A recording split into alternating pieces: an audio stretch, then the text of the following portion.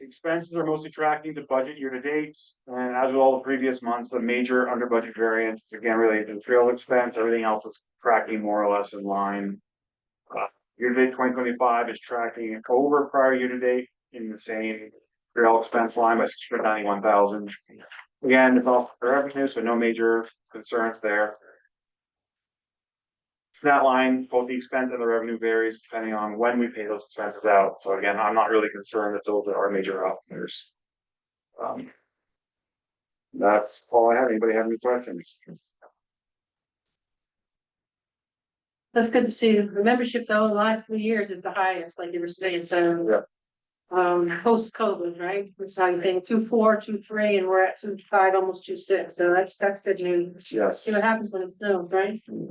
Any questions for Stephen? Essex County will make a motion to accept. That's it. 1 second. Before we move forward, Tina, will you keep an eye on to see when Carol pops in? Yes. But she'll need to be let in. Thanks. Any further questions? All those in favor? Anybody opposed? All right, that carries too. We're moving along. All right. Unfinished business. Helping any updates on the Waterbury Bridge? No. I sent out email again. It's Okay. I kind of feel like I'm harping. Okay. Keep Okay. The map here, map here's at.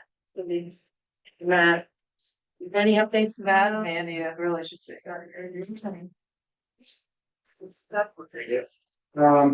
We did meet with them to go over some of the enhancements and updates. A lot of them are gonna be coming fairly quickly, but they will be done before next season. It was like a 10-minute meeting just to kind of check in, see if they have any questions for us. And they are working on all those enhancements that we've asked about. They're kind of a step up from this. We have been meeting with the Northeast states, I believe Maine, New York, New Hampshire, Massachusetts, and Pennsylvania are all using map gears now. When we're trying to make all of our maps look the same, like the trail, like group trails are the same color. Trail status means the same thing when it's red in New Hampshire. It means it's this right now, and it might mean something different somewhere else. So we're trying to standardize all that. So I had a meeting about that last week. It's pretty interesting. I think we're actually going to be able to do it possibly. So it's nice to work with that group, and we're all sort of on the same page with it. So Is there a lot on the list for enhancements or just a few big? there's quite a few. A lot of them are little things, but I think I had it in one of my board reports a couple months ago. Well, like a lot of little stuff, but there's some bigger things there too. Will the apps themselves be similar? Yeah, that's where I'm They're located. Yep. Yeah, You have the apps and that, but all. so when you go to another state, it would be the same as what you're. Right, it's just confusing, and it confuses riders that ride different states, and we admitted that on the meeting. Like New Hampshire's got a ton of questions about, people that have ridden here and they ride New Hampshire, like, well, there's a lot of use this, and I'm like, well, it doesn't here, so.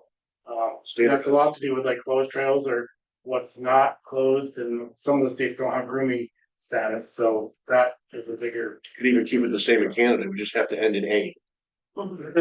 Yeah. With an There's- accent. And that's a bigger conversation once we can get who we have on board, talk to Canada too. I don't know. It does get different when it's, state run or provincially run, what they can change. Like us, if we want to change our quarter trail colors to blue, pretty easy to do versus, when you gotta go through the state to do it, it's a little different. Any questions for Matt or Mandy on that? So we'll look forward to seeing some enhancements. Would be good. I know we did a lot last year as the season went on, but it'd be great if we can get both of them in before. All right, paper maps. I know we talked about that a little bit last month. So yeah, we decided we're gonna push it off until next year. Give us some more time to do some research and let map gears do what they're doing in the other states, and also reach out to some other folks.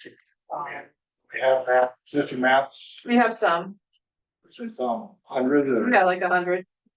should we just do those? Some room for it from it? I think we only sold like 200 last year, maybe. Yeah, we usually aren't even really selling them as much as giving them out at trade shows. They've got a big sticker on them that say that, you know, it's kind of an insurance. That was a little deficit last year, we ran out of maps. Yeah, At the Jones. yeah. That was. Yeah. And that's for me, the most important is the ones to go to the shows, you know. The ambassadors. Yeah, It's the good. I guess the question is, Mike, is whether we could get some more printed of the existing. Take to the show and stuff like that. Without doing a lot? Was the, Yeah, I mean, there's no print off the proof we had from 4 or 5 and then years. instead of stickers being put on, we can actually just put on there that just, you know, please go to our online for dated trail status and stuff. Being that it would be for a short period of, wouldn't be intended for a 2-year map, Right, we can print them on. We'll take. right, and we can take the year off. We'll look into it, yeah. Jeff was gonna make a comment about the paper chip, so yeah. And one of the reasons I think that, we keep seeing a decline in the map sales is that it hasn't been new in Right. 4 years, so. People come in and say, hey, got a new map, no, it's the same one as we had last year, okay, I don't need a new one, but. If there was a new one, I think you'd see an increase in sales. Would it be possible to take Well, that, make a PDF? One second, Jeff Day was next, sorry, and then we'll go to you, Jeff. Matt, Mandy, how much has that map changed? Is it majorly different? Yes. I would caution against reprinting it. Because it's just gonna be. It's gonna be bad information. Alvin? My question was just if we could make a version of. It might be even more accurate, but we don't go to print with it, just a version of a PDF on our site. To where if someone wanted it, they could download the PDF and print it themselves, even laminate. Some of us have laminators at home. Well, you can do that now. You can put in routes and stuff like that and, Right, I'm just saying like a PDF of the Yeah. whole state, oh, yeah, Print it. versus somebody making a screenshot. Just so you print it yourself, Yeah. Yeah. I just threw away a 36-inch printer. Not everybody's got one of those in their basement. Cause there's so much detail. I think for me, my biggest issue is the safety issue.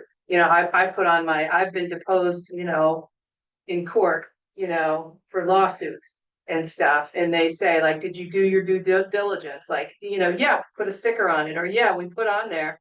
Yeah, but why are you even giving them if the information isn't correct and your map online is correct? So I put on my like lawyer cap. That's sort of where I was headed. And are there any water crossings on the map? No, No. no, those were all taken off before. Any other comments about the maps?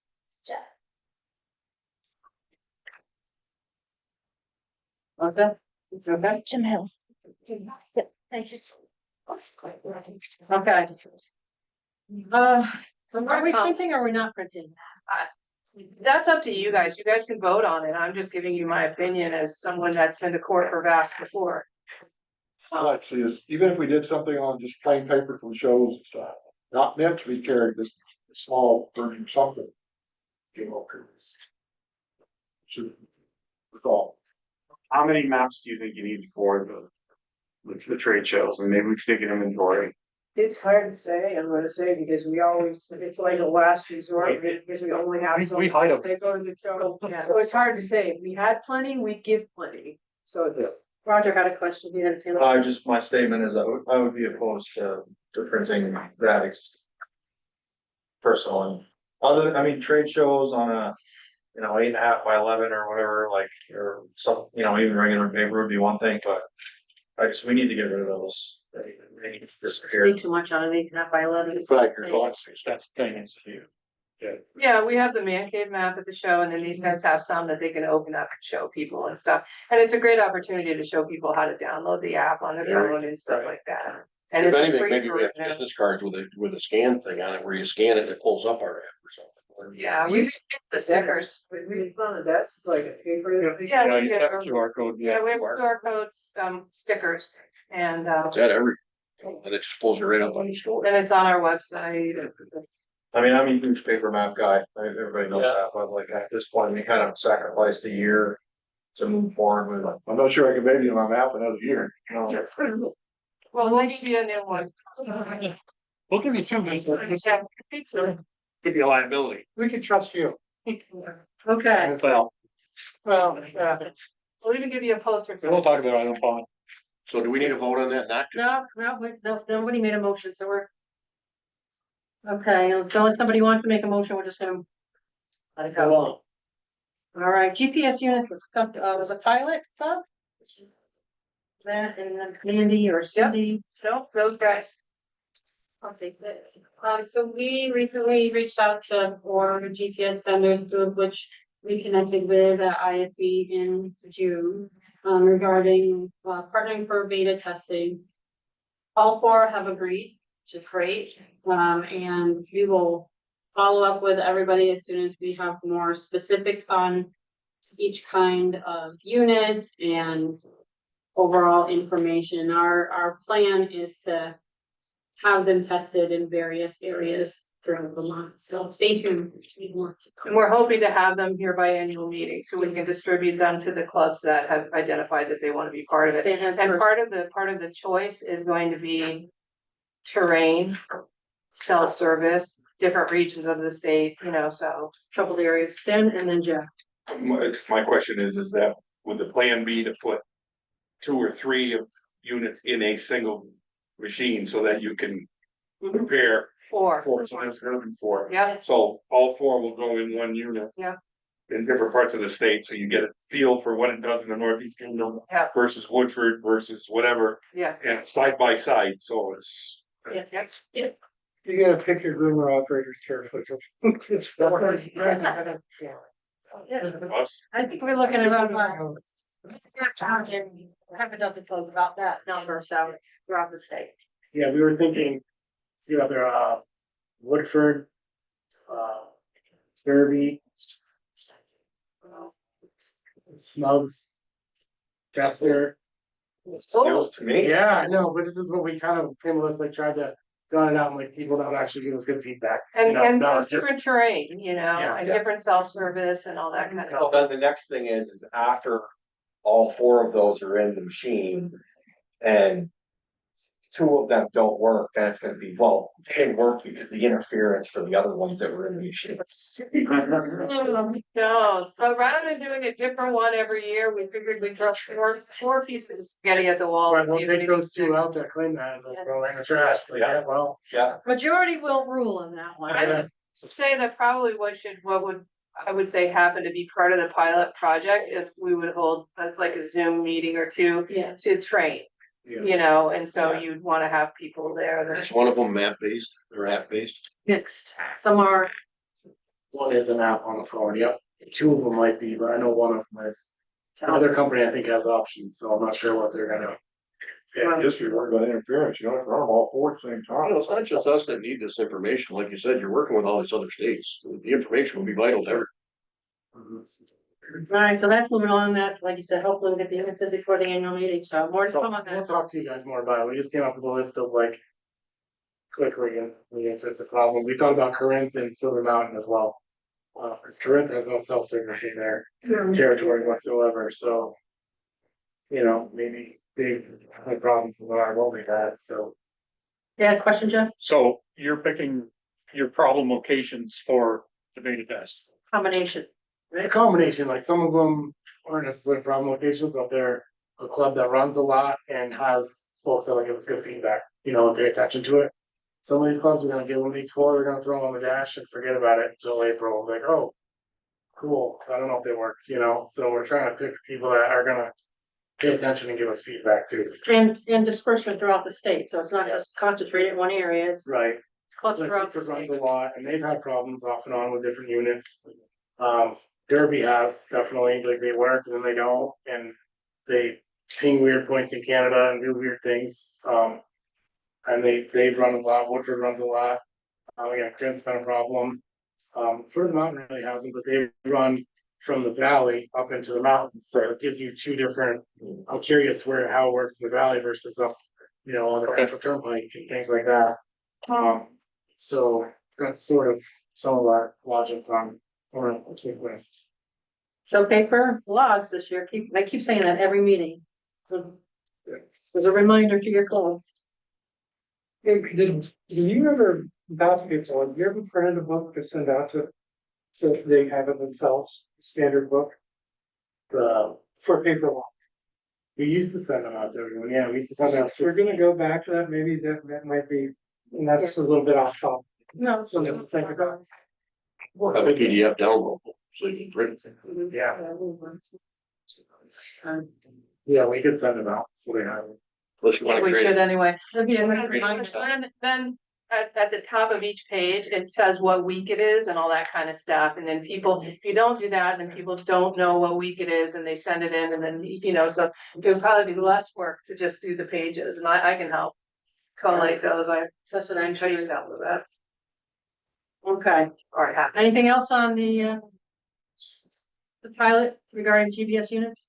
More to come on that. I'm sure once it gets going, everybody will have a lot of questions and comments about that. And the clubs that do participate, your feedback is gonna be critical for everybody else in the association, so it's pretty important. That everybody do what they say or don't sign up to do it, say pass it to somebody else. Would you agree? Yes, All right, I was just thinking about separating Stan and Jeff.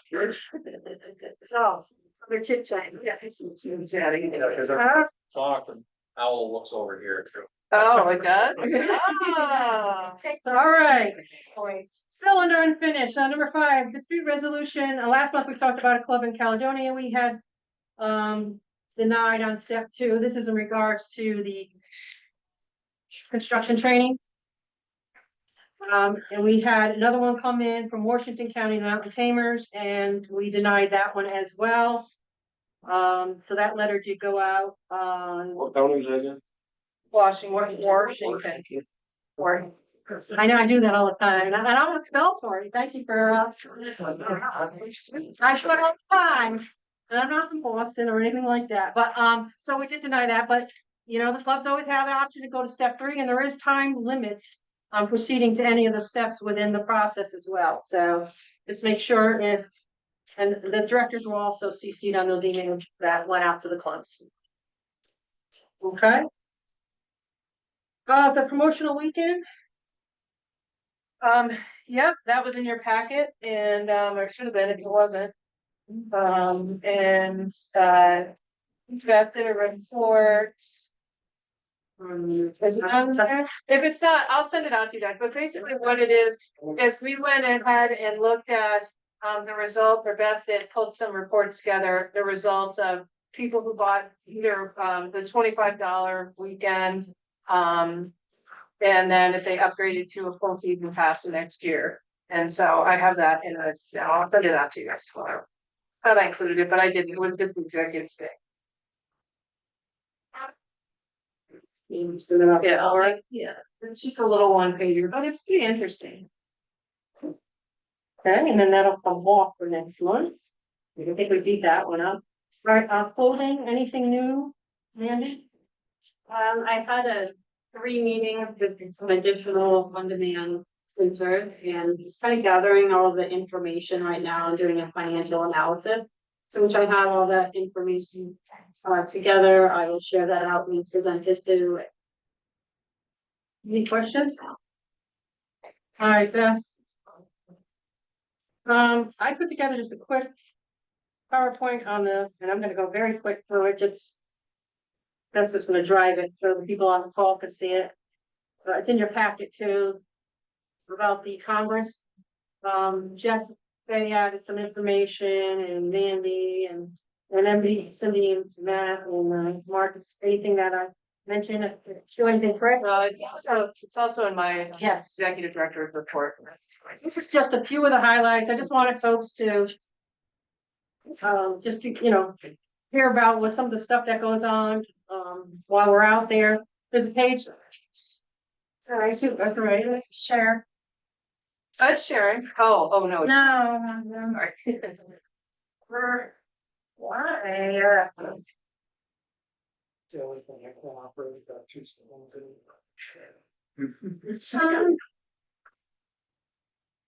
You gotta go up to the Zoom window. There you go. Yeah, there you go.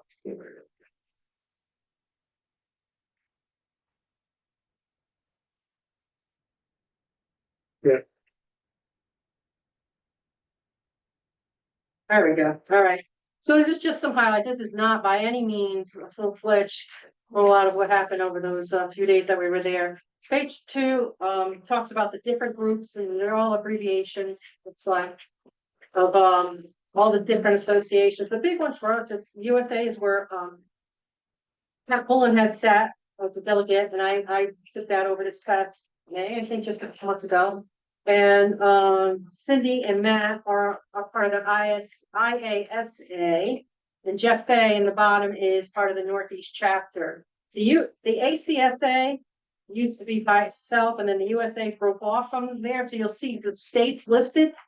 So some join both, but it really is, I'm gonna just say, a political statement going on there between these two groups. The USA didn't feel they were getting the support they needed from ACSA, so they created their own little group that the ISC at the very top is struggling to recognize. Is that a fair statement?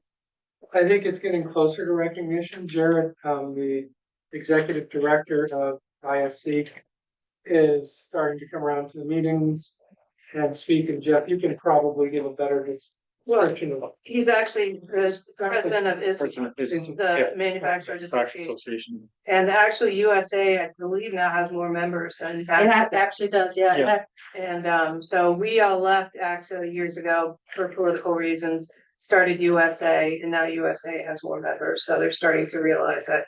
And if you wear your name badge when you're in the elevator, they can talk to you. How do you learn that? You know me, I was walking around shaking in my hand, doing all that, and then they're like, where are you come from? Oh, you know, it's like, it's the whole conversation, right? yeah.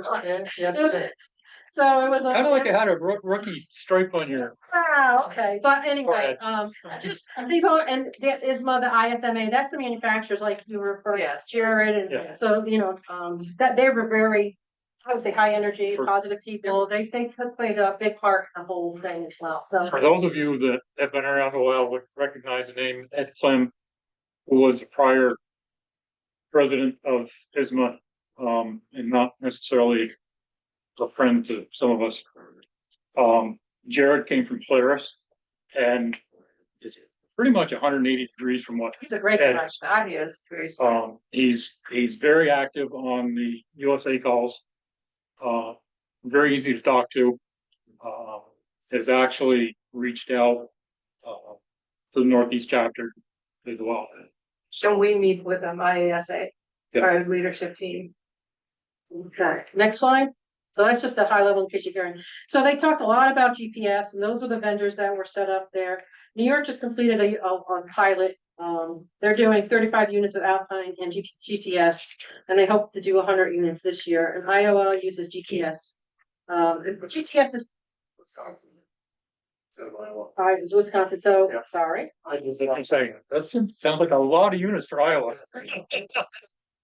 But I GTS because that's where he's based. Although they don't have. Yeah, I don't know if there's seven. Hang on, I don't know that, I have zero sense of direction, so forget about that. GTS is one of the ones that we will be piloting as well. Yes. So you can see that other states are using that. They did have some breakout sessions, there's a few listed there.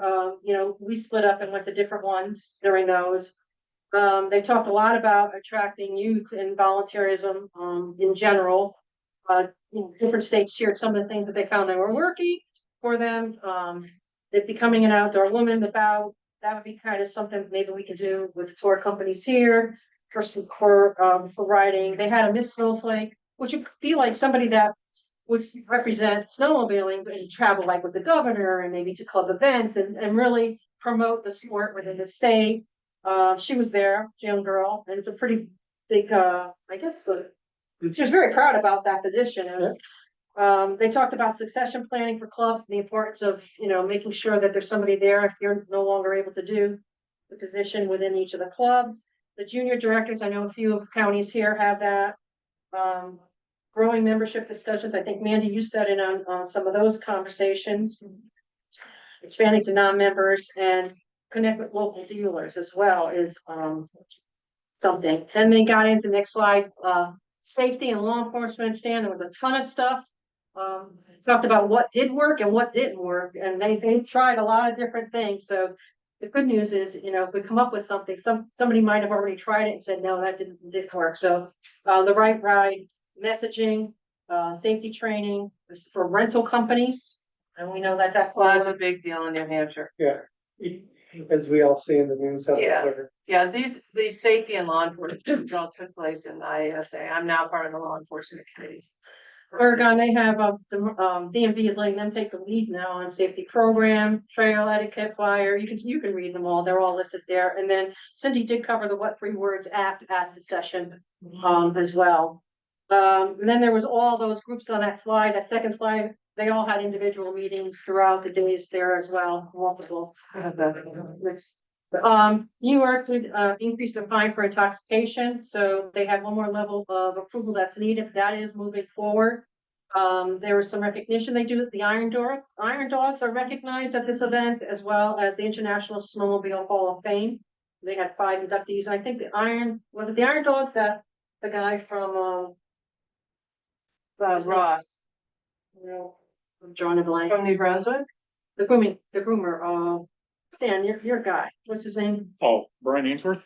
Yes, Oh, thank you. I Yeah, think he was inducted to the Iron Dogs. Yeah, Iron Dogs. There you go. Okay, No. Brian Ainsworth. Oh, and then New Hampshire, is doing Ross. Ross and Antwerp, yeah. yes. It's motor vehicle, snowmobile decal plates for, as a fundraiser too. They're supposed to send over some information on that. And then there was just, everybody was talking about the upcoming dates.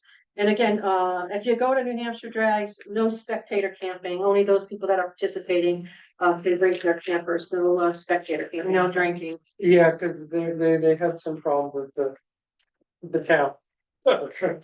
So, And then, then there was just a quote from Jeff and myself at the last page. So I just wanted to share that with you. You guys all have that to read through. If you have any questions, I just think it's important that, when there's several of us there, that you get some sort of feedback as to what took place. And then speaking for the RRG, I spoke to a couple of people. Next year, they're looking for presentations, so I'll be doing a presentation on liability insurance out in Lincoln, Nebraska. Where is next year, Nebraska? Omaha. Oh, New members? what's that? What are you doing, recruiting new members? Yeah, well, we'd like to, yeah. If it makes sense. Okay, and you guys have anything else to add to that? I know Cindy, so like Cindy said, she has some additional information. I'm not done with that. From this in her executive director report, so there's more stuff in there. Go ahead, Roger. Jeff, the Northeast chapter, what is that? Is that a chapter of the Used to be another organization? It's a chapter of International Snowmobile Council. Okay. So you kind of like separated and do your own thing, you still exist as a group? We still exist as a group. We, Even though Mass doesn't pay dues to the organization? they pay dues No. to the chapter. To the chapter, Yeah. $150 a year. yeah. Northeast chapter incorporates the provinces, So is Ontario East, it because they're not part of USA? because they're not part of, yes. And you won't take Canadian provinces into USA? No, Just want to say. it had something to do with the legal establishment, the legal makeup of Yeah. USA at the time. And are we still active in the snowmobile administrators? Oh, absolutely, yeah. Very much so. So, do we know what's going on with AXA, or we like kind of, we have any sort of inside source there? Waiting for her to retire. I don't know that because it's been so many years since the USA started and they've become more successful. And so, you've been here the whole time, so you know what was going on with AXA. That was back when we first got on the board last start. I was like, I didn't say for me. That was before I got. That guy straight across from me can fill you in on the whole deal. I think it was Pat's fault is what I. Oh, I just want to make sure, like, they still exist, they're still doing stuff, I just want to make sure that we kind of keep an ear out of what they're doing. We went to meetings. Still personal, okay, so I get their newsletter, what's going on. Yeah. And Matt and I are both on IASA and, I just resigned as treasurer. I was treasurer for many years, but now I'm on the law enforcement committee. But I'm still a member of the leadership team for IASA. And basically what IASA does is it's the snowmobile administrator. So it's not like when she goes to USA and he goes to Northeast chapter, those are mostly the folks that don't deal with grooming and all that other stuff that we deal with. It's mostly the states, like government officials and Yeah. provinces and stuff that sit in our meetings, because they're the ones who actually do the trail work and the grooming and safety and law enforcement. It was exhausting. I was small thumbed out. Yeah, I mean, our meetings are all day, every day that we're there, and so that's why it's nice to have these guys there, because I don't have any time to go into any of those breakout sessions. And some of the stuff that she was mentioning, like under the safety, that all happened in IASA when Patty was sitting in IASA. It goes from 6 a.m. till midnight sometimes. Oh my God, they have a big safety program every year. It's not a safety program. They have had seminars before, but this is just all of us there talking about what we do for safety and the initiatives that we have. So that's why I talked about what 3 words. Ron from Michigan talked about like the gas pumps and stuff like that. The lead right, ride right. That was their initial campaign. So we're just brainstorming different ideas. We're actually going to be putting together, I mentioned the videos that we're going to be doing here. And we're gonna do some with them as well. And so IASA will have their own sort of safety videos too that we can then share. Plus the manufacturers were very interested in all that. Yeah, the manufacturers are really interested. They love the fact that we changed our laws and everything. A lot too about the exhaust equipment. Alrighty. All right, we're on to new business, and the first item is the budget. So everybody should have received that, in your packets.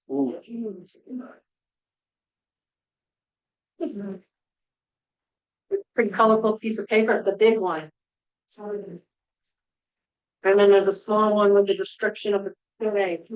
Yeah, I mean, we sent it out, we sent the summary out and all of that, and I mentioned that get a hold of me if you had questions, and I didn't hear anything, so. I don't know if anyone has specific questions they'd like to ask, or has everybody had a chance to read the summary, which included questions that Patty had for me and answers from me. So Cindy, I just want to make sure if we adopted this budget, that would lead to probably funded payments for, This budget is based on currency and. that's what I want Yeah, so That's what I- if you guys decide to raise the TMA rates, then that would raise the income. For the budget, but you're not gonna do that till annual meeting anyway. but that's the questions people will get, is how does this impact the TMA? Yeah, there's no As ways. proposed. Yeah. And the other thing too is, base the TMA income on last year's budget, not last year's actual, because last year's actual was better than what we had proposed. Because the stuff. And so we went ahead and we went back and we budgeted this year on last year's budget, so.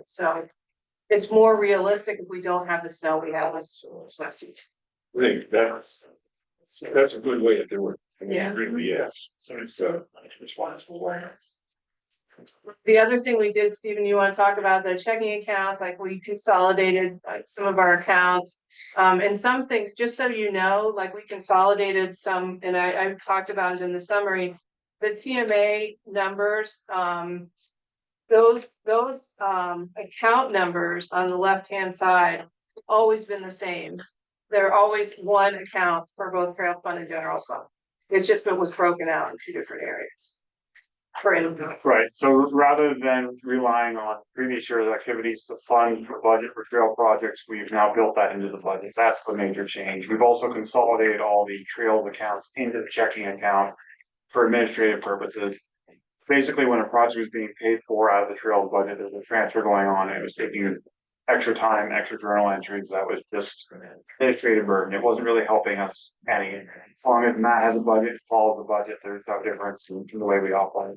For reporting out to you, there's no change in any of that. And the idea of money, using money, like we've always had what we called encumbered, which is between $400,000 and $450,000 at the end of the year that we just take out of checking. And it just goes into the trails fund. And we've done that, but we're trying to get away from it. And so we're trying to wean ourselves off of having to do that, which our hope is that if we can do that, we would also be able to utilize some of our savings to add additional funds to, you know, there's been some people that are interested in more money for trails, more money for equipment. And so I drafted, if you look at the summary. Yeah, so if you look at number 2, it's kind of a long way of getting around it, but if you look down at the bottom, I said, for example, we could also allocate part of the, rather than just allocating 191,000. We can allocate 100 or 200 or 258, and we can level fund some trail work expenses. We can also use some of it to add money to our equipment. Right. I see, Stan. So tonight, we'll have discussion. You guys will vote on this. This is what goes in the annual report, and then the membership will vote at the annual meeting for the final review. Stan. Yeah, so I saw that explanation, and then I was looking at the report from Matt on the funding request for equipment. And he's got so much money, and that all comes from SSTP, right? Right. So I'm just wondering, is there a way that we could create a line item out of our budget, out of our general budget, that could go the earmark for more grooming, for equipment expense? No, but what you can do is you can take some of the money that, so the management report has all those encumbered accounts, all those reserve accounts.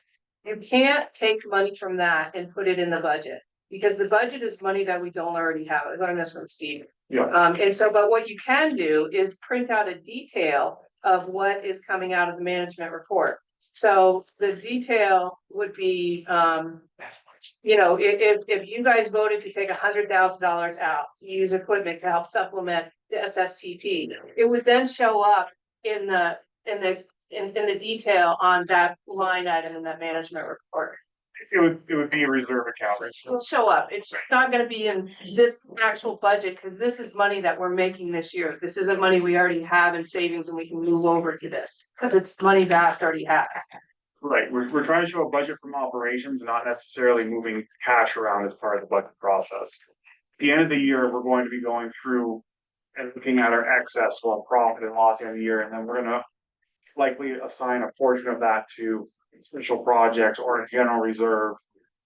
You know, I get that part of it. What I'm saying is that moving forward, can we create a structure that would allow us to budget for equipment moving forward? That's what we're doing. So we've got that in the Doing it, it's just not coming out of new TMA money. Like in order to, if you're talking about like allocating a line item for out of new TMA money for this year. Not for this, I don't know that we can do it this year. But I just mean that for new money coming in, the only way to generate more revenue is to raise the TMA. I get that. So I'm saying it's unlikely you could accomplish that for this year. But I'm saying, let's look forward a little bit to next year's budget. And do we plan a TMA increase that would fund?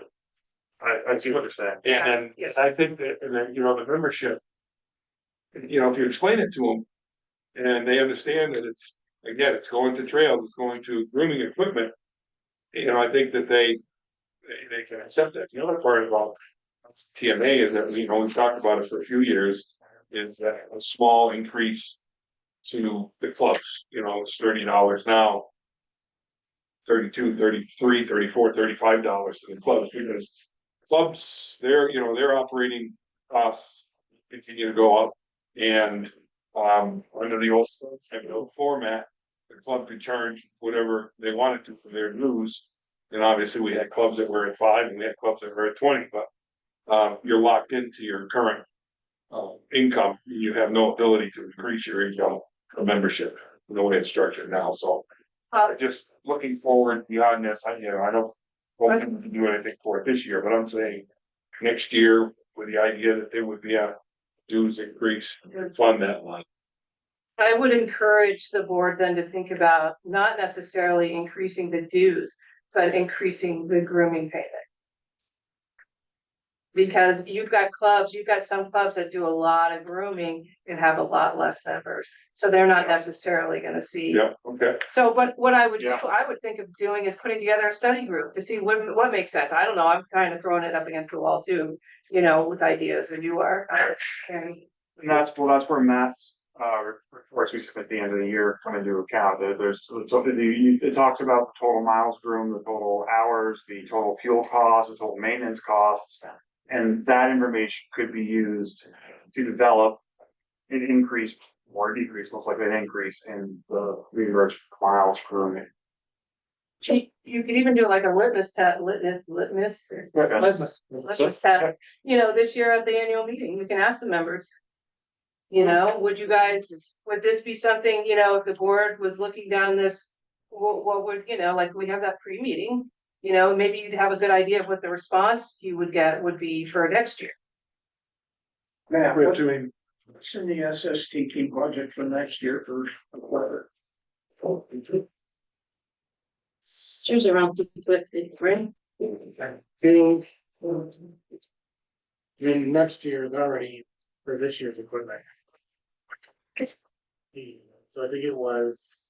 181? We're doing 197,820 plus 25,000. What's it there? All that money comes from the state. 205. Gas taxes. Right. Theoretically, in the budget, the money we make, we don't put any money in, but the state pays for it. Correct, that was part of the agreement with the state, was that they would give us money for safety and equipment. But I mean, for, like I said to you, and I said to Patty, for the amount of clubs that we have in this organization, that kind of money going to equipment is ludicrous. There should be a minimum, I think, of $400,000 a year. Yeah. What are we projecting to be the end of the year? Are we in the black? I think it's the last time for black. Black wasn't, not Projection 211,000.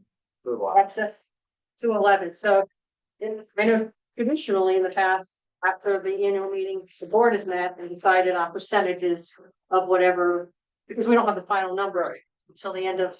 Yeah, I don't know why that is. That started years ago, like it's even in the bylaws that the board will make a decision at the annual meeting. But then we have our budgets that we have to do ahead of time. It would make more sense to think about maybe making that change or something. Well, we're not making a bylaw change. No, I know, but I'm just saying, because it's always hard, But the price of groomers now, probably over 300 grand. Yeah. You buy a drag, it's over $40,000. I Well, mean, so you just we said, can't keep putting that amount of money for equipment every year and get away with it. I agree, but the option is as a board, right? If that 200,000 comes truly to be in the black, the rounding, you guys can say, let's put that towards equipment. I almost think that a resource committee or a committee to talk about all this, because there are other things. There are some groomers in our fleet that we've bought 3 or 4 times. Right. And so I mean, just saying that there's excess and there's also, like we've talked about, or we've all talked about, that evil club consolidation merger thing, but if we can set up an incentive program that would incentivize clubs to actually take those steps and want to join another club and work together, that might also be a strategy. So having like a committee kind of sit down and work on something like that, because we do talk about it, because it gets very frustrating when we only have so much money that we can give out and people get upset and, There's nothing to add to our fleet, we feel the opposite way. and that's why the groomer study, shows how many groomers we have in our fleet. So it's really hard. Never understood why I've always said that, why we pay for 50% of them. And then we co-sign on the other remaining of it, and then once it's all paid, we wash our hands of it when it's our. And then another club buys it and then they go for a grant. Right, we're losing our equity for vast, we have equity there, we just give it away. Sure. And then we reinvest it. Wait, this came up at the powwow, our group talked about it, and then, Yeah. to me, it's been silly money. Why are we not taking that investment, keeping our groomers, putting them out there? And then at least maintaining that investment with a lien on that machine, so we still own 50% of that machine, and then we decide where it goes, and it doesn't just disappear. Yeah, but that's, I agree, I understand what you're saying, that's a really tough nut. we've been talking about this for years and we get a lot of pushback and if people are okay with it until it's affecting them. And that's just the way it is. It gets very, very personal. And then we're just kind of like, look, we're not trying to tell you what to do. We're just making suggestions based on our boots on the ground, what we hear, what we talk to other clubs about, what's going on out there. And it's just. I just think if it's the same for everybody, then yeah, it's a tough nut, but it's a standing rule, and that's how business is done, and that's how it's done. Well, and that's how states and provinces are, you know, because they're ruled by the state or province, and they're like, no, you're only gonna have this many, like New Brunswick, each groomer has to do at least 70 miles. It's just the way it is. Okay, yeah, Stephen has his hand Yeah, up. so And after Stephen, real quick on any concerns related to the ownership of the grooming equipment. So let's take a look at the snowmobile club, I'm a member of Snowbees. In our bylaws, in the articles of incorporation, if it's dissolved, the assets go to VAST or another similar 501c3, 501c7. So if a club has to get rid of their equipment for whatever reason, it doesn't just go off for sale to a private party somewhere. It still goes back within the VAST community. So it's not really a question of what happens to the equipment, it's who's using it. And if it's not being used, you have a point, but outside of that, I don't know what the point of the conversation is. here's that. Well, I mean, if you're involved, I have a separate thing to talk about, but if you're, Yeah, it would be fun. I mean, not all of the groomers were bought by Vast either. I mean, there are clubs, you know, speaking on behalf of our club, we have two groomers. One we bought on our own, and the new one that we bought, we got no grant from Vast. We had satisfied the terms of our last grant. And we were, you know, wanted to make a change. We did it without any assistance from Vast. A lot of clubs get their own bank loans or. Yeah, they don't really have any connection to either of our machines at this point. Right, but that most people, that's not the case. I mean, that is the case with some. And the same is true, I think, for all of our drags. Bottom here. But Yeah. Very well. so I think we need to, Sit next. we're getting paid $13.50 a mile to groom for class one, right? I can't speak for that, right, Matt, $13.50? And then in Matt's report, he reported it's roughly $12 a mile for operational costs, which is actually pretty damn close. We came up with $11.57 this year for our club. Last year was a little bit more because of some increased expenses on maintenance we had, but we're right around $12, $13 a mile to operate. I don't know if you want to make it that based decision, if that would be the right one to do. I do feel like maybe we need to bump some money into the equipment fund. The only way to do that is to present a new budget with an increased line item, right? No, what you can do, if you're not gonna do it that way, you've got all this money in reserves. You can vote at any time to move that money's already been put aside by the board. Right, but we don't want to do that, right? We want to keep it in reserves. Well, but if Yeah. you did it for a year, like Stan's talking about next year, maybe we raise the TMA rates or something like that, but. But if you did it for a year, I mean, at some point, the membership years ago, when we had a few $1 million in the bank. Voted for us to get rid of it all. Yeah. You know, and so we need to spend some at some point, otherwise it's gonna have red flags that we're just saving money and not actually giving it back to the. Clubs. And if everybody remembers, shortly after we spent that big chunk of money, Irene hit. Yeah. So- Stephen's gonna comment to you. Yeah, so to the point, you could, at the annual meeting, put the vote to increase the TMA strictly to add a line for equipment. That's what you're trying to say, correct? No, so we have to present, if we were gonna do it that way, we'd have to present a budget to them with that increased line item. And then they would have to approve it, and as such, we would have to raise the TMA price. So they would have to know the TMA prices are going up. That's how we've done in the past. If Matt can give us a figure on. I can serve 2 clubs if I got X amount of money, then we can make a decision to pull it out of reserves. I guess I'm just referring to you as to whether that's a good idea or not. To me, I like keeping money in reserves, but if we can serve a couple more clubs and it's gonna be useful, then I don't mind doing it. Yeah, well, that's what we've done in the past. We don't do it every year, but every few years we've gone, he's come to me and been like, you know, I could help out 2 clubs or 3 more clubs.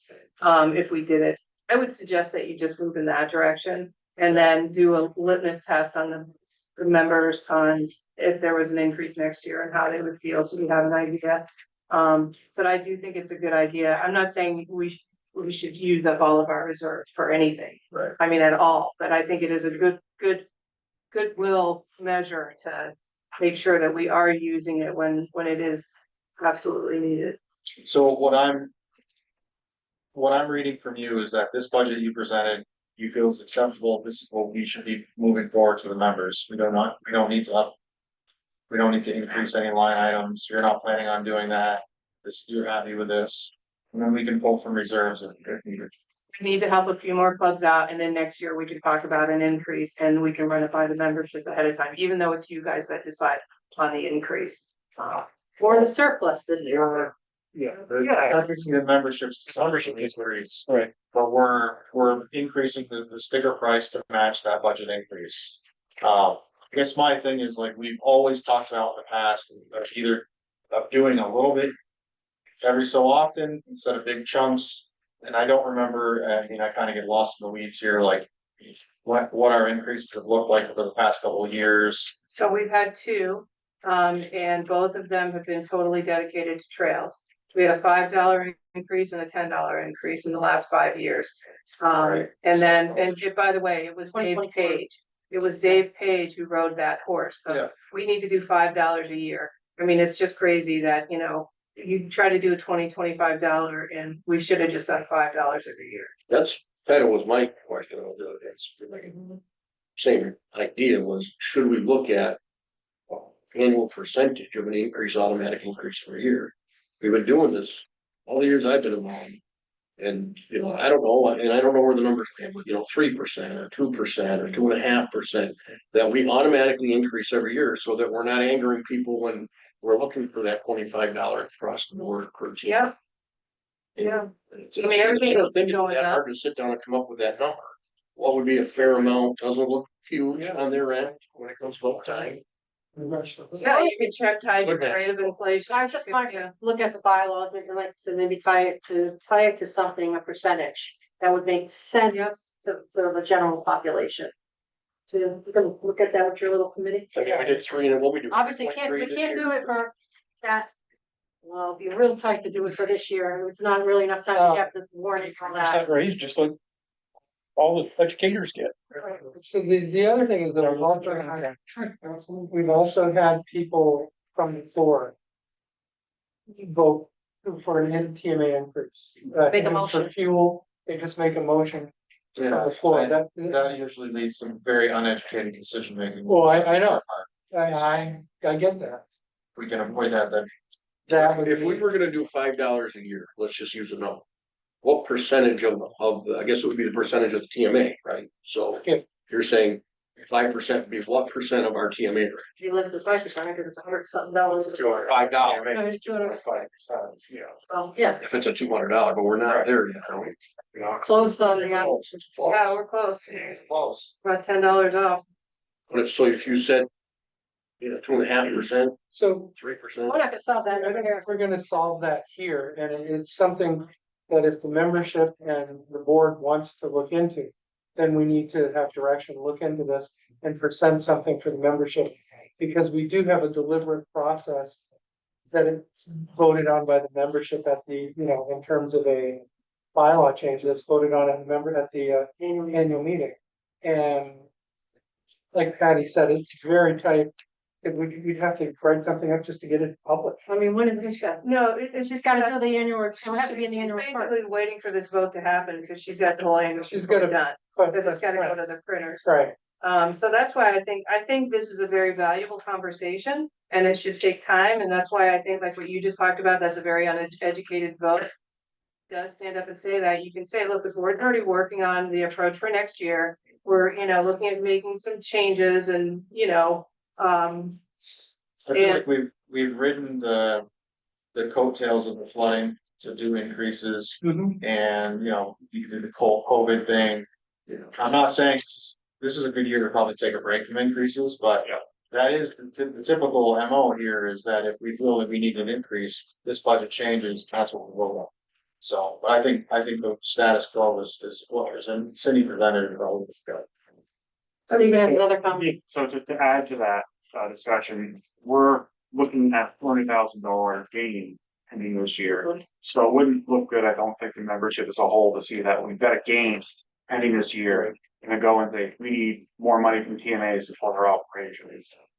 But what you could do is, at the end of this year, you can, whatever that gain is, 200 or more, you can always vote then to move that into the reserves, which you do every year. I mean, most years you do that. And there is a club equipment reserve account. And so it already exists and you can put that in there and then he can. Yeah, look at Stephen's treasurer's report, all those reserves and accounts are there. Yeah. Roger, So I'll vote to, can you make a motion? Discussion before, I didn't see your hand, go ahead. one thing, you made a What's comment called? is we need to have feedback and stuff, and I can get my feedback out of my club. I think we're still presenting too difficult of a budget for the general membership to understand. They don't need to know all these little, I mean, if we put it down to how much we're gonna spend in trails, how much we're gonna spend in admin, how much we're gonna spend in grooming.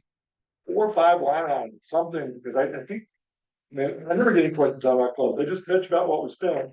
And I get to meet them and stuff, and they go, Okay, so I think we need to change the numbers, and we just roll. what you're doing. Just roll up the breakdown. Yeah, I can roll up the breakdown. So it's like the summary that you get every month. That just highlights like 7 areas. I'll do that. Yeah. Something that you can look at and read. Okay. and- Yeah, no, 20 that seconds. makes perfect sense. backward down my down from Dustin. Good for down it down. That makes perfect sense.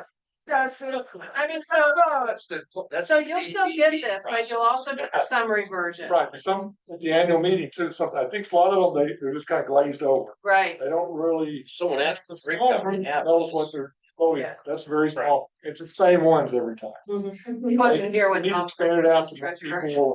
people understand. We would spend like 2 hours, Tom would read every single line item. I think that's. No, Yes, I'm just a great guy. Yeah, sounds just like Roger. Yeah. Anyway, I will do that. I have dental appointments tomorrow, so Friday, I'll get that out to you. So, yeah, I think that's a great idea. Alvin, I just wanna keep alive, talking about this, wonder how we would do that. Can we put it on ongoing business to talk more about and research more about this? Maybe this annual increase. well, I think we will have the committee, the bylaws committee, look at, and policy committee, look make at that, sure and that they'll that's- bring a some discussion back to you guys when they flush out those details. So how do we officially say this is a Or bylaws? you just did. Just said- said, yeah. It's in the minutes. Yes, your wife is taking the minutes. On page 27 of the minute. Still riding the sugar train. I think, are we good with so far? Making a motion? Yeah, absolutely, I mean, go for it, I think you're very fortunate that your clubs do not have a big budget, so I'll clear. I move to,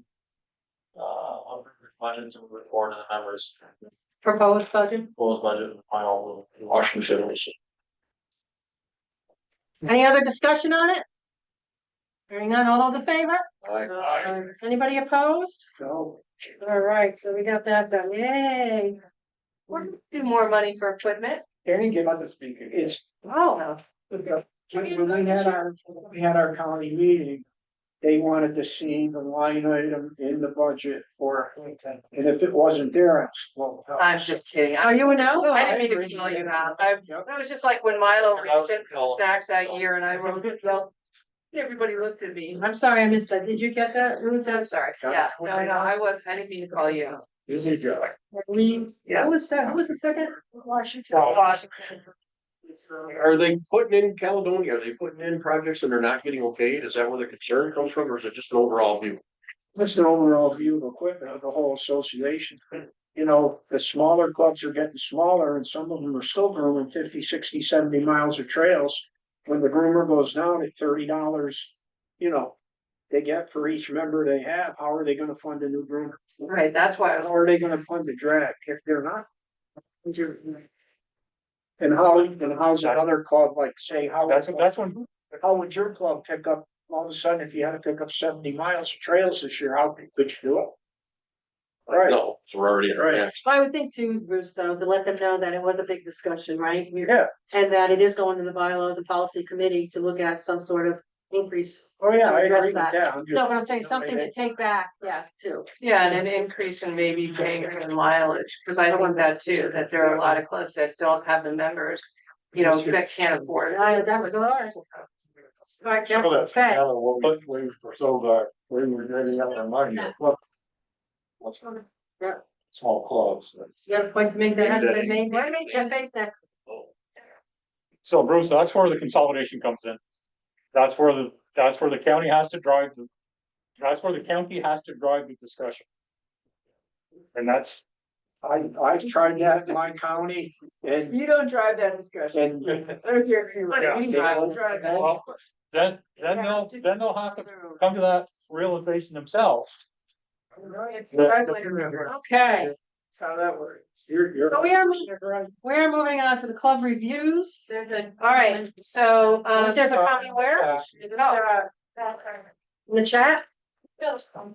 I can't see. hang on, we're getting to you, whoever commented in chat.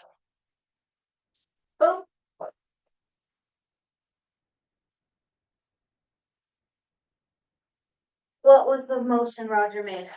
To approve the proposed budget as presented. To approve the proposed budget. Okay. And everybody passed except for Caledonian opposed. All right, you're up, Susie. Okay, so it's that time of year, the 4 clubs we picked last year have all gotten their final reports from being audited or reviewed by the CPA. So now we're gonna pick 4 new clubs. I have a sheet that has the list on it, Patty has a sheet and Ruth has a sheet, and I've got the randomizer right here. So we're gonna go ahead and Patty, you can do the honors. Just hit generate, so it says 1 through 124 there, when there's 124 clubs, don't be mad, so hit generate. Oh, number 2. Andover Mountaineers. That's in Lee County. House in Andover too? I do have a house in here, that's where I'm. I have Allberg Snow Springers on that. Oh, no, wait. No, they're number 1. Oh, no, they're not, nope, she's right. She's right, the number, yeah, it was Allberg and they've already done it, so, hit it again. So Andover's not? No, not yet. All right, number 80. There is no There's 80. no 80. Hit it again. Clubs that, well, last year we took out clubs that had Took out. gone away. That's right. 42. 42. Jihan Track Packers. Say that 5 times. That's a tough one. Really? Yeah. Oh.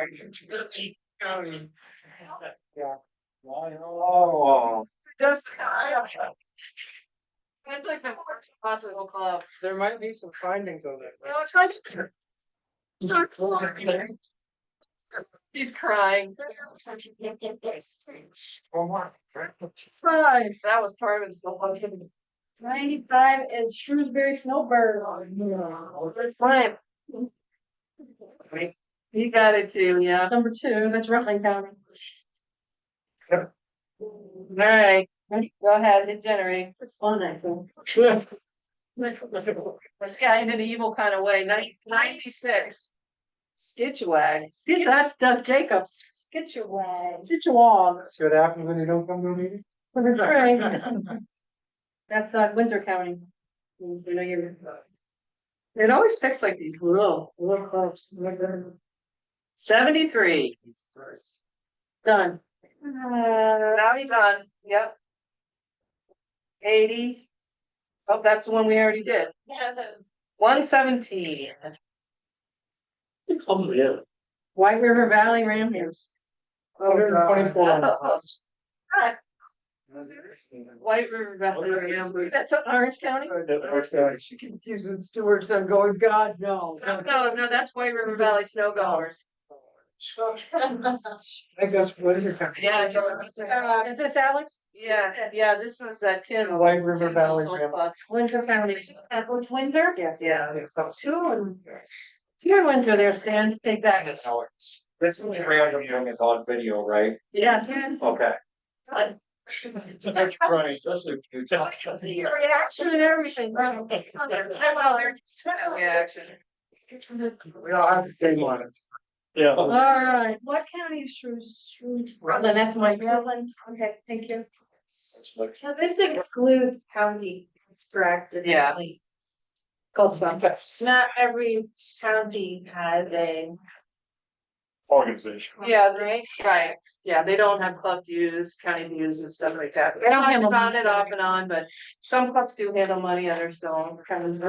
Okay, so we're good on that. That's number 2. And then some counties have a different club every year audit their county if they're taking their dues. All right. That's nice. So the beginning of the old, we did dispute resolution that was associated with the construction training. This is good standing conversation, which has to do with the Financial analysis. So, you all should have received an email from me with the outline on that. There are 3 clubs per the trail policy. They have a failure to submit grooming analysis, which puts them in the conversation regarding good standing discussion.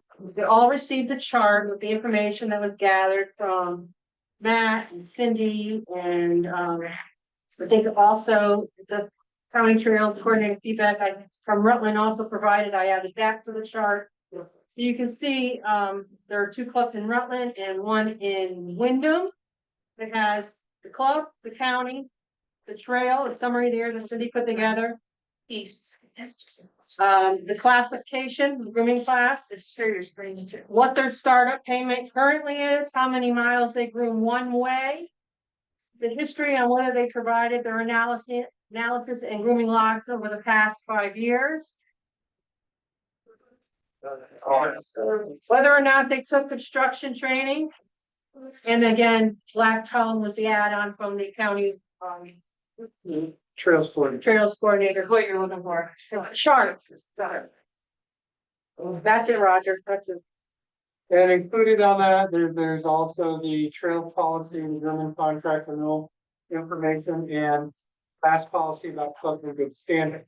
So what we're asking you to do is to look at the clubs, look at the information we have, and really it's the board's decision on how we handle these clubs. You can decide whether all of them need to be designated not in good standing, and what does not in good standing mean? It means they don't get any money from VAST, they're no longer covered by VAST insurance. And till they fix the problem. You can determine whether to set a date in which the compliance is formally taking effect. With the, Oh, with the starter, yes. right. Right, no, you can say, hey, look, if we don't have this in 30 days, then. But that'll do no good. That's just extending the deadline even further. Yeah. I'm not giving you any advice on how to, I'm saying what your options are. You can say you wanna take it under advisement and come back with a decision at next month's meeting. So. You also need to define what, if any, pathway, thank you for the right, will be provided for the clubs to regain compliance. So that's really when the policy was put into effect. The idea was to give the board the discretion on how to handle each case. So that's your chart, it's how you want to handle these clubs. They all have a history of, you can see in front of you, in terms of what they do with their grooming analysis and their responsiveness, which is not very much, right, Matt? So We can take them one at a time, which is probably what I would recommend. yeah, probably recommend instead of yay or nay on all. There's only 3. And then that's up there. Matt, Oh, somebody already was way ahead of you already. Oh, really? Yeah. Settle down over there. So I will tell you that the executive committee did meet, we met and we discussed this and that's where the email came out that I put together for all of you. To bring it to the board for you, it's really, our responsibility is to notify you and bring it to your attention. It's your responsibility to say what you want to do with it. Who are the members of the executive committee? The officers and Cindy. That was an easy one. I actually can answer that What, one. what were you about to say? Why are they giving this to us? No, they're not. No, no,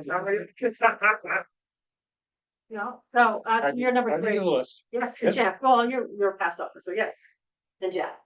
So Roger was first. My original thought was make this a motion, but I won't. I'm just gonna throw this out there. I think that we could pull all three of them together, put them in, not good standing altogether, and that we withhold the startup payment or any further funding until they come forward and produce I the rooming analysis. There's no way to, 100%, I just had one.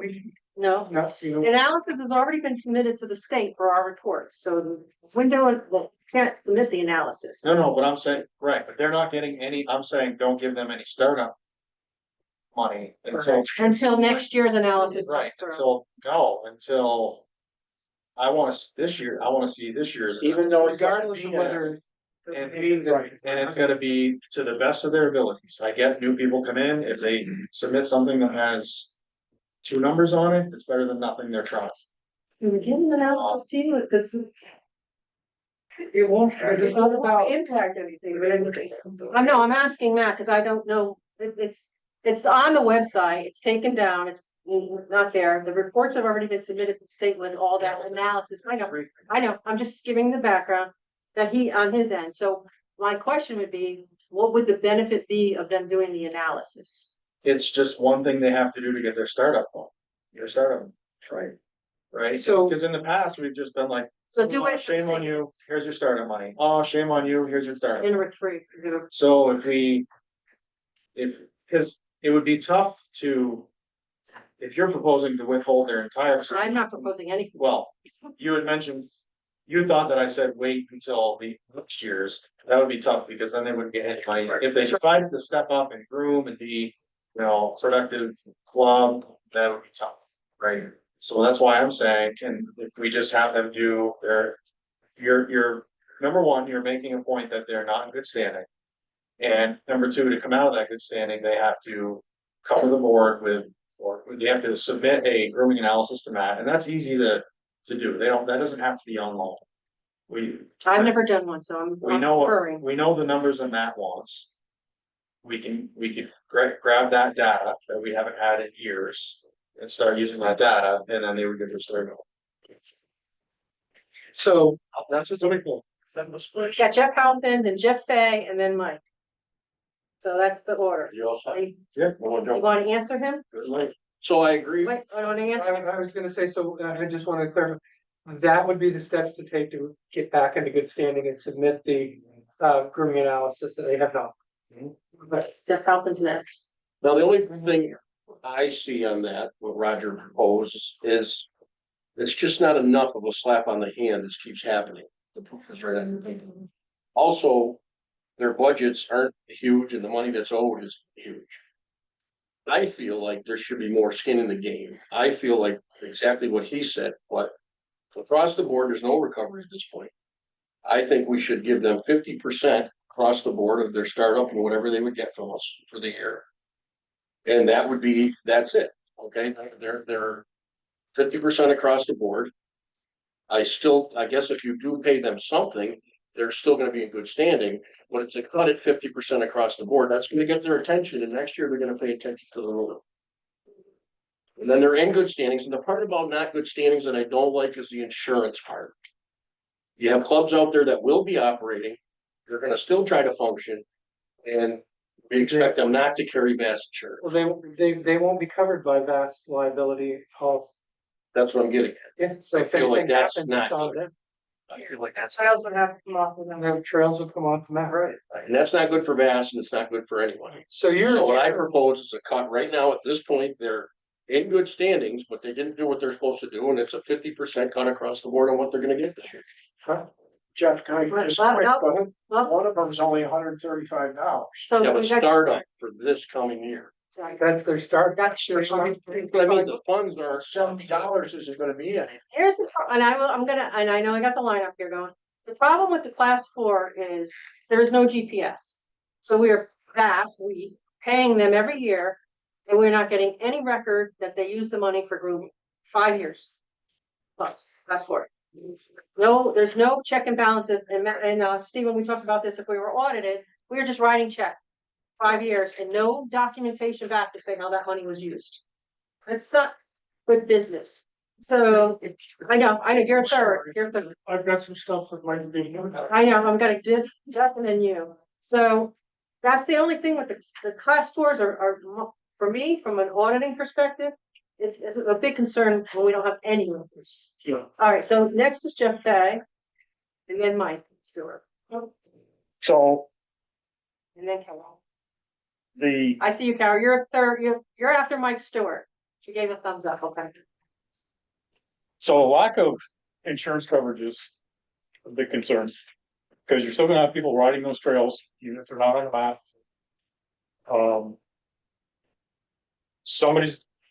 They're gonna go out and open the trails, mark the trails. Whether they get paid or not. It's, They would be considered closed trails. So they wouldn't be on there. okay, They so would we be take them off of notified that, they're closed, and okay, if you were to go down that path, and then a letter would have to be sent to say to notify your members, right, type of thing, that those trails are no longer active, okay. right? Is that what you did last? Yeah, I mean, We have to be prepared to lose these clubs. we should, I mean, I know Mike Stewart wants to talk and he's representing two of the clubs in this county. And I will say, and then Carol, but I will say that, you know, the agreement that we have with the state and the statute is that we maintain trails and that we ensure our maintained trails. So we can't kind of half maintain it, you know? Yeah, I was talking to Michael Garber because he's got one of the clubs down in his area too, the other in Wyndham County. And he's like, well, maybe we could just have wilderness trails, just let them do what they want and they can go out. And I said, well, yeah, but what if somebody rides out there and nobody knows he's out there and 6 days later they find him, you know, on the side of the trail. And so we have to be kind of careful about like what trails you leave on the map, what you take off, and there's a lot of consequences. Just closing the trails and you never get them back. They're only grooming 2 weeks a year, you know, like there's all these variables to it. And the one thing I wanted to add before we get to you, Mike, is that, then what's the point of having a club not in good standing policy at all? If we're just gonna not enforce it, we're not going to use. Mike Stewart? So are there clubs in the areas that can take over these trails? Well, that was part of the conversation I had with Michael Garber too. I said, go to your county. I said, I know that Mike Stewart is working really hard in his county to try to, you know, help these clubs, and other clubs have stepped in to try to help, and other people. And maybe Wyndham County needs to, you know, to do the same thing if that's what, you know, your fear is that you're gonna lose the trails. It goes down to earlier conversation that you all had about the smaller clubs not doing what they need to do. Should they still be closed? When you're talking about equipment. Mike, yeah. Okay, so they did send in a Google financial analysis, Kingsley. Well, the sentence grooming lines, It was passed to the line, correct, Matt? grooming lines, that was the email, the grooming lines were attached to it, was it, not the analysis of the logs that came in late, yes. Yes, it came in late. I think I said that. I don't know if I'm ever gonna get a Google analysis from Westerlo. Your startup check is 135. I don't even think they groom this year. I don't think they get it. So it should be an easy analysis. It was out, it should be an easy analysis. I know it should be. I mean, I know it. These guys get every notification they can from my county freaking secretary, from me. I text them, they're my little problem children, and I can't get through them. Now, these, I think they might give it a go. If they did send in the more financial analysis. No, they sent in the grooming logs, not the analysis. What's? Oh. No, it's- And then it because- is two different It things. is two different things, and they did that because they followed the dispute resolution process Right. separately. It came to Cindy and I to say, hey, because they were due money, and we denied them their money. It was less than $20. It wasn't a big. And the reason that we denied it was because we feel like we're just following policy, that it's really up to you guys as the board. It's not up to Patty and I. Now. There's 9 miles of trail for Westerlo. We've talked to Polkney about taking over those 9 miles. The Pittsford Club to the north, or no, like the Pittsford Club to the north. They don't wanna take it over. Proctor went funked on us last year. I got nobody to take the Westerlo one section over. And that's the most critical one. That hooks opening in the chimney. What is that one? I'm sorry. That's the West Rutland one. That's what's up. And we can keep working on this, but I'm gonna say, if these trails go after that, you're never gonna get them open again. It's never gonna happen. It's low snow. They have no volunteers. They can't get volunteers. I don't know why. I don't think they're trying hard enough or what. I don't know what to do. I don't know what to do. Can the county do something? Well, he is the county. No, well, that's what I mean. Believe me, I thought about it here in Washington County, as we have clubs going out, does the county become a club? And start doing some of, in areas where there's. We did that. Right, I The don't, county did that years ago. so the question here is, if we have this policy and we're presenting it to the board saying, here are 3 clubs. And if we just continually say, well, when that was the trails, then what's the point of having the policy? And I don't wanna see any club punished. I don't wanna see any club miss out on $70. You know, and I don't wanna see 9 miles of trails that close, that connect one hilly area to a mountainous area. Close. Carol had it. I'm sorry, Carol, I rambled on there. That's all right. I just want to know what the difference is, what we did to Green Mountain Trailblazers compared to these 3 clubs. That was the audit. Yeah, it was a different situation and why they were declared not in good standing is because they refused to turn over any of their documents for the review procedure. It wasn't, did they do their grooming logs and stuff, Matt, on time? Not always, so it didn't get to that point with that, but it was a similar thing. They would not, you know, per bylaw, clubs are required to comply with the request for documentation for the annual review, which we just picked 4 clubs, and they chose to go out of business rather than do that. These So clubs that are not was, choosing to go out of business? we don't know, we haven't heard back from them, and if they choose to go out of business, I don't know what else we can do. We don't have anyone to maintain those trails. Now, what you can do is you can wait. You don't need to make the decision tonight. Right. You guys can think about this and we can get some more questions answered for you. Well, I know what you're gonna say. Well, And I'm only saying that because we came down hard on one of his clubs on something. I'm not going that way with it. It's. Steven's next, then I'll go to you, and then I'll go to Stan. Okay? So my only question to the board is, do we really have to be set on marking them into not in good standing, or could we penalize them their startup? Put them on probation. You put them on probation, penalize their startup, don't take it from them. But have it so they have until the end of the season to submit all the reports, and then they'll get their startup payment. They'll still get paid for grooming, which is different than your startup. Your startup is your chunk of money to get your club going. And we don't have evidence they did any grooming for some of them. There's one that we do. But I think that would be a penalty that would make it so they're sure to file their. So, and Stephen, to sort of answer that, yes, the board can decide on what they want to do.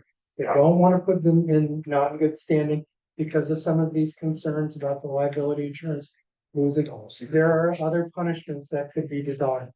You definitely could do that. Yeah, So it's I got Mike Mike Burns. Burns, Stan, and then Burns. I kind of changed my opinion on this whole thing as we've gone through a couple of these discussions and stuff. I kind of struggle with even the way we set this up being punitive. I mean, we're talking about needing to get volunteers. Now we're talking about punishing somebody because they volunteered, but they didn't do enough for us. You know, it's just, I don't know where to go with it. And then we're going to turn around and punish the membership by losing the club, by losing so the so I struggle with our whole approach to a punitive one. I don't really have a good recommendation. So really struggle with being punitive with us. my responses to that is that's why you're not required to do it. That's the nuclear option. The board can consider and craft a motion for a different type of approach to this. That's why it's not an automatic that they're not in good standing and they're having everything stripped away from them. The policy is designed to allow the board to come up with thoughtful responses to this. And which is why you don't have to do it now. And like you said, it's not, that's why you get paid the big bucks for this. Like, this is important. Well, I I'm got on Stan and probation. I got Bruce, and then I'll come back to you. I'm on probation, Jennifer, too. Who? Jen. No, I'm sorry. You. Am I next or? Is that, Stan is saying you are, Go he was, ahead, go ahead. oh, I thought he was next, so go ahead. So I'm new to this, so I don't have a lot of background. I guess I'm surprised that they've been getting a free pass for 4 years and now it's been 5 years, right? So has this discussion been happening every year for 4 years? No, No. It has and it hasn't. It has a little bit, but then we made the policy change a couple of years ago. And last year, there were clubs that didn't do the financial analysis and the board voted to give them extra time. And then they said, next year, we're not gonna do this anymore. This is, right? Isn't that what happened? Yeah. So these clubs haven't been getting told for 4 years. I mean, they've obviously been getting told they're out of compliance or. Oh, Matt, Oh, yeah, they're told. They're reminded, they're told, they're everything, yeah. And just But have they been told that for 4 years that we're gonna, like, what we're discussing now? they Or- did receive a letter that we would have in this conversation for tonight, so they are aware. I mean, I've only been in this role this year, and I'm following bylaws and policy, and that's why in doing so, our executive committee is bringing it to the board. And so we did notify them that this conversation would take place, and you guys would ultimately decide on.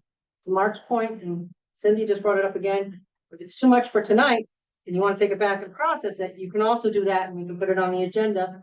So you have something more direct to talk about next month, so we don't keep beating it. It's up to you guys. I do have Stan next. And then Can I ask Bruce another option? The other thing too is if you take it back with yourself, you can also ask me to reach out to the clubs again and to say, like, do they, do you want them to come in front of you? All right, so what did I just say? Is that Stan? Stan, Bruce. Stan, Bruce, Mike. There was a change in policy after last year, I believe, to kind of put more teeth into this. And I guess my thought is that we have policies, and if we don't enforce them, then next year, why would any club do their financial analysis? And why would any club comply with any of this stuff if they're just gonna get a free pass? These are smaller clubs. I understand what you're saying about you're asking volunteers to do things and we're looking for more volunteers, but there are some ramifications to not supplying this information. Some of this money is money that we receive with strings attached, and Matt is responsible for having a paper trail, right? Well, I think So how this is it's done for mass reports, then the funding for all of you gets reduced. Right, so there's a big impact, and I just think that we really need to follow our policy. Now, policy does give some leeway as far as, okay, you guys are done, you're out, or you could say, as someone suggested, maybe you could hold back their startup if they complete some tasks that you're asked to complete, even though there's not a big value to it now. At least they maybe get used to the process a little bit, so that next year when it's time to do it, they're more prepared. I'm just. Bruce? And then Mike. Roger's got the right idea with holding the starting fund, but basically, couldn't you withhold their $30 club money? You can do anything you want. I mean, if they only have 30 members, they have 30 members, that's $900 they're not gonna get, rather than the $135.45 that one club that really give a rat's you know what about. If you look at the back of the chart, good standing process is there and it has outlines of some of the things that you can and cannot do. It's all up to you guys. And it's not cemented either. I mean, it's flexible Right. enough that you can do other things, but this gives you a base. After's got the right idea. If you hurt them in the pocketbook, you get their attention, and if you withhold their $30 membership money with their starter money, That's part of the choice. I'm sure you'll get their attention. Well, you won't tell a membership that before they buy their TMA that we're not doing what we said we were gonna do with the money. We wouldn't be selling TMAs for that. Right, we're telling membership that your $30 is going to your local club. No, it's going to the club you pick, and if it's not available. If the club isn't there, they can't take it off. They can't pick it. You Gotta put them in the pocketbook. Mike Stewart's next, Okay. and then Roger. So here's what we need to do.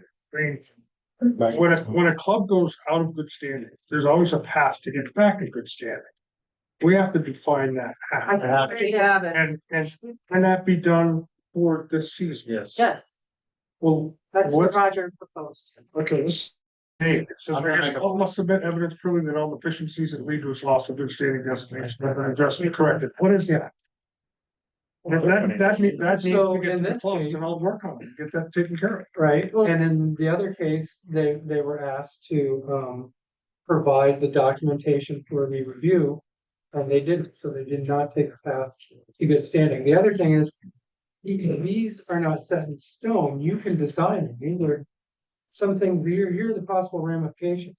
So it's dependent upon the motion that you put forth by the board, vote on by the board on how you want to handle this. If, like you said, you know, we're not going to take away your insurance or your ability to operate, but we're not going to sell TMAs for you, then that's the motion. And until you get ABC done, that's when we'll do it. So, Roger says. Roger. I'm gonna make a motion.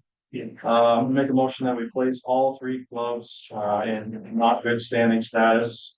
In order to clear that, and that means we're withholding all funding from VAST as well as selling their membership, their TMAs to their clubs. In order to come out of that, they need to do the following: express in written correspondence to the VAST office that they'd like to come out of not good standing status. Number two, present. Wait, so slow down. Ruth is great. Trying- You have it, he has it Well, written down. before you write it, I wanna make sure it passes, right? Yep. Present a management plan to the board. Via Zoom meeting's fine, and that's just come to the board meeting and tell us what your plan is moving forward. Present a 2025 grooming analysis. And that has to happen before receiving any funding. You're probably gonna wonder, we need to give them a date to do this by, right?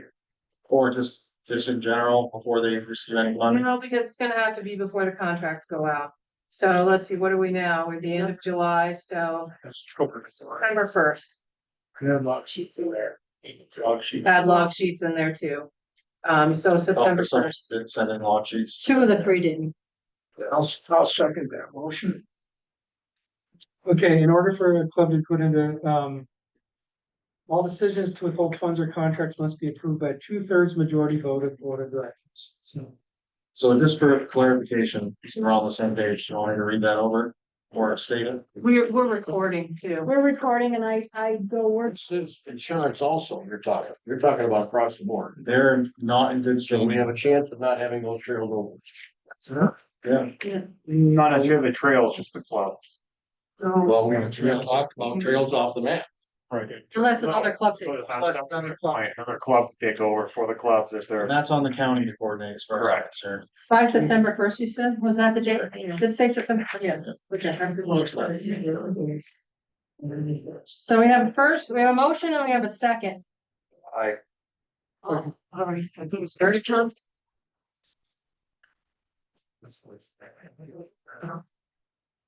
All those in favor, start that way, and if I have to do a roll call, I will, but all those in favor say aye. Anybody opposed? One. Washington County's opposed. Washington. Do you want to hear her say that again? Washington. I just have a couple. Motion carried. No, everybody's entitled. And like I said, as a board, you know, this is not an easy thing. As an executive committee, and we said, you know, we have a responsibility to follow bylaws and policy and to bring it to you guys. And then you as the board that makes the decisions. We'll get together and talk about that separately. All right? No, it's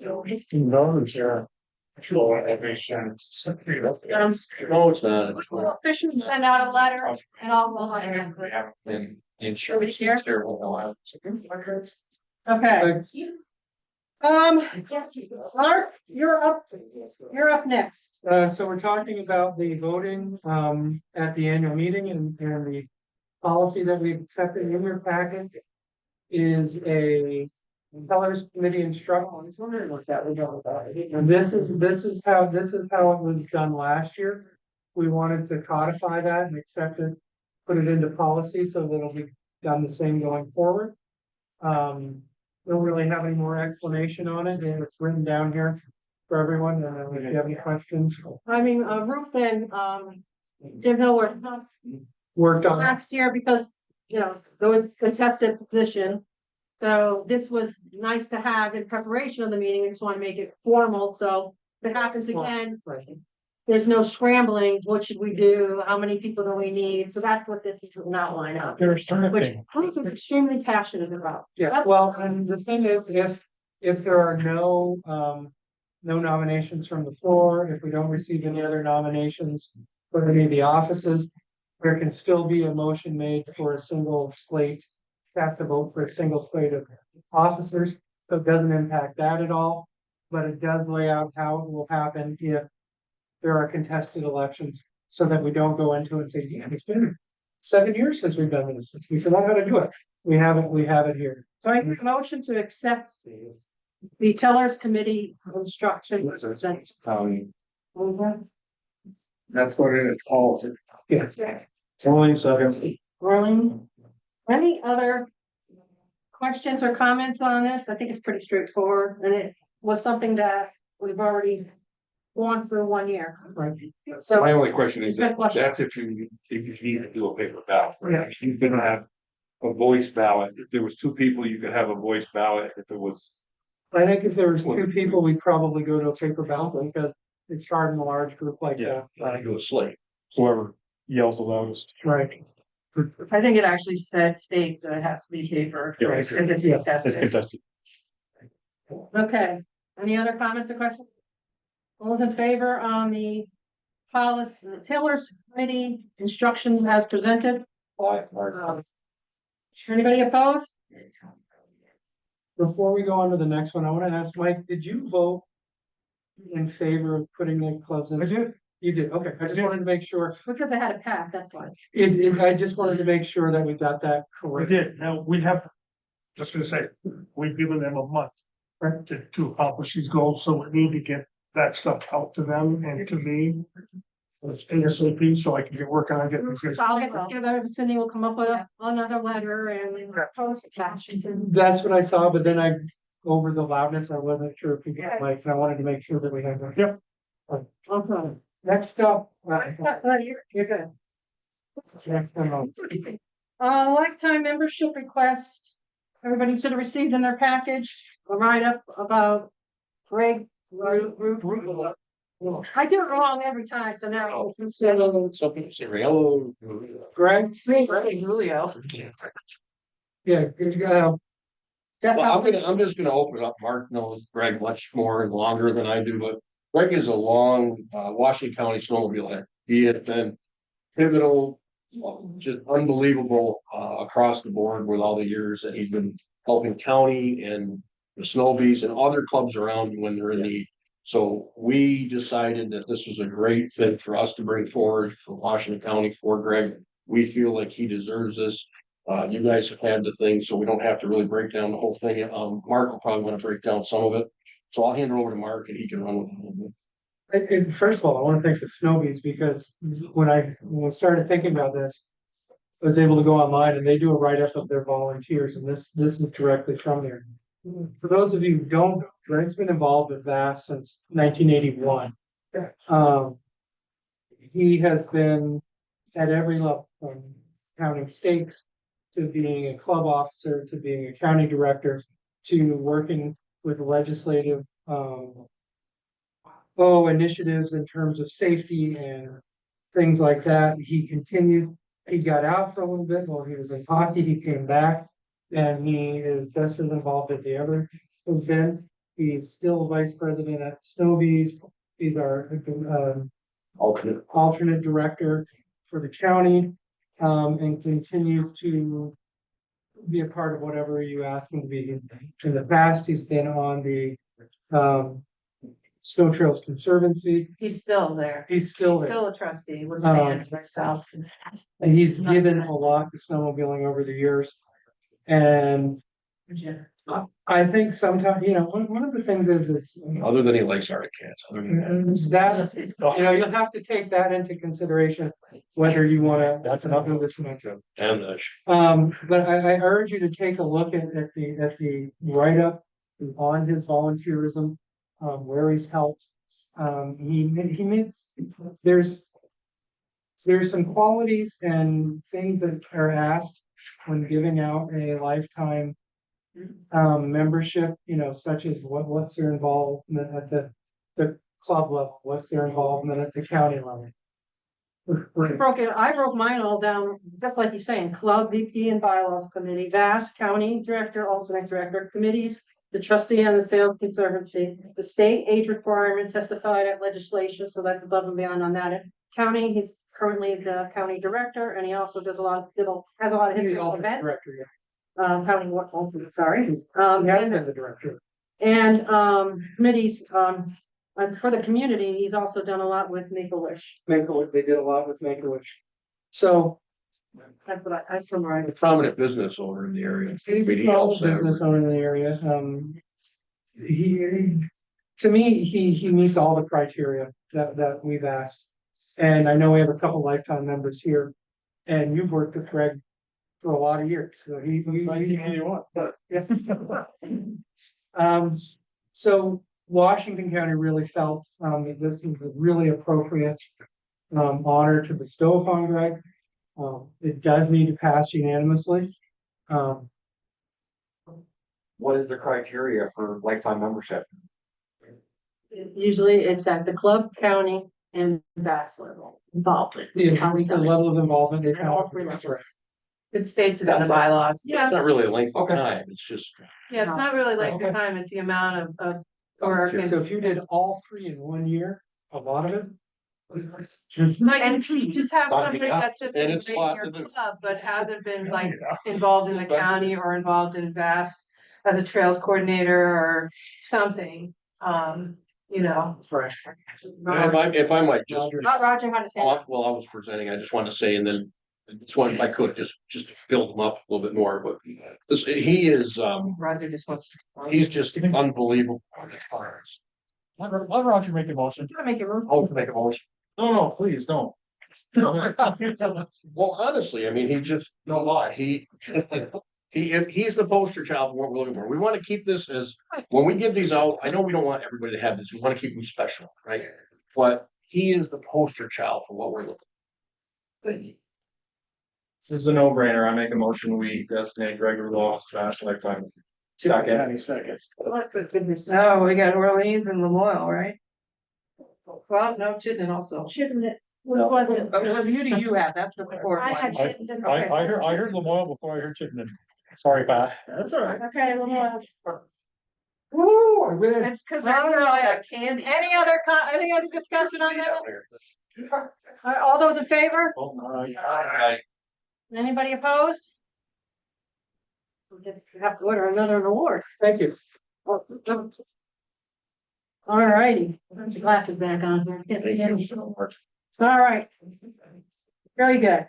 All right, everybody should have received. In the packet, Matt's report, Cindy's report, Mandy's report. This is new. You will also see the committee reports.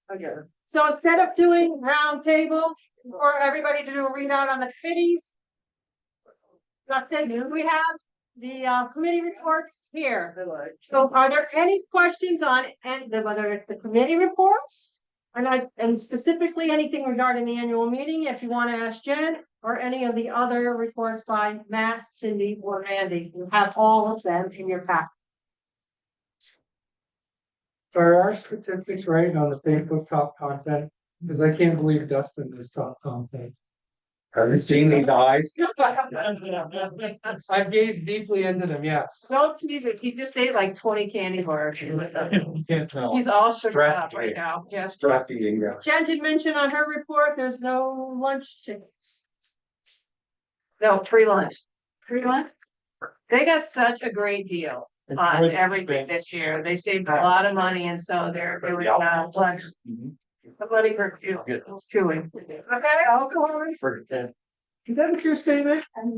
I said, enjoy the cheap annual meeting, because it won't be cheap next year. Roger has. So, you know, Mandy's Thank you. report has all the chainsaw stuff. I encourage you to. It was alcohol that I was giving you. I encourage your club to take the chainsaw training, so everyone in the club goes into a drawing at the annual At meeting. the annual meeting. So, and the Meet the Vast volunteers, Committee's been sending out stuff, and actually Greg Rulo, his explanation was actually those In county. 8, I'm not gonna say, there's those 8 questions on Meet the Vast volunteers. Now, how many do you have, Dustin and Roger? So anyway, take a look at that. We'll keep it moving. Cindy's report, again, the additional information from Congress is in there. She does have the legislative stuff, and all that is what you call it on the wall, It's on the wall. because Because this is the first year of the biennium. The biennium is a 2-year cycle of when the legislators get voted in. So the first year, the first session we just went through, a lot of really important legislation gets what they call stuck on the wall or put on the wall to be voted on next legislative session, because that's when they know their voting's coming up in the fall and they really have to push things through. So I'm gonna keep reporting out because a lot of the committees meet over the summer as well. But I tell you in each of the bills, like what's on the wall and what's, you know. So basically, they're not doing anything in Montpelier. so the Vast report. We have, how many equipment, requests came in? You have he provided the information on that as well. With the June 1st deadline, you have the stuff on there about the maps and the landowner stuff. That's the layer that's working on, I'm assuming, part of the enhancements. They're not gonna go through the county. And then they're not going through it, so I'm gonna make sure they, and then, the construction is 156 grant requests. We got a little over $1 million that is, that was requested, and there's about just shy of 700K that's available, so. In those construction requests, there will be some shortfall, so expect that, and do you have that in this packet too? Yeah. Yep, they all have all of that. Any questions on the committee stuff? You have a question? Dustin? I do have a question. Go ahead then. Pat, in your report for the construction grants, like on a ton of them, it says pending. What does that mean? So it means that the funding is approved for, but they're missing like a permission form or something. Okay, So the funding is approved, they're just missing something, so it wasn't fully approved yet. okay. Roger? At what point are you gonna need to have a decision made on increased funding for the next meeting or For those projects, for?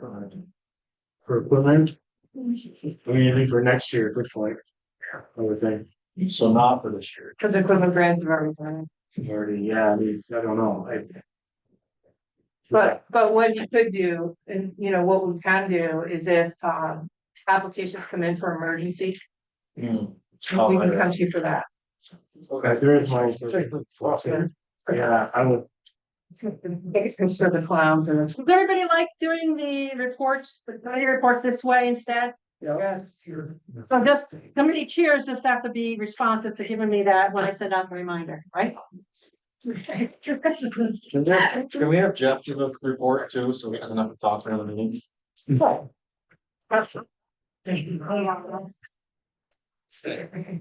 Listen, another proposal, he ran with it, so it's. Fun, or she might start wanting to have monthly board meetings. with her. Remind everybody, Well, yeah, all right. remind everybody about the dates that are also on the back side of the agenda. Make sure your clubs are aware of it. There is one that's coming up. Regarding any carryover grants.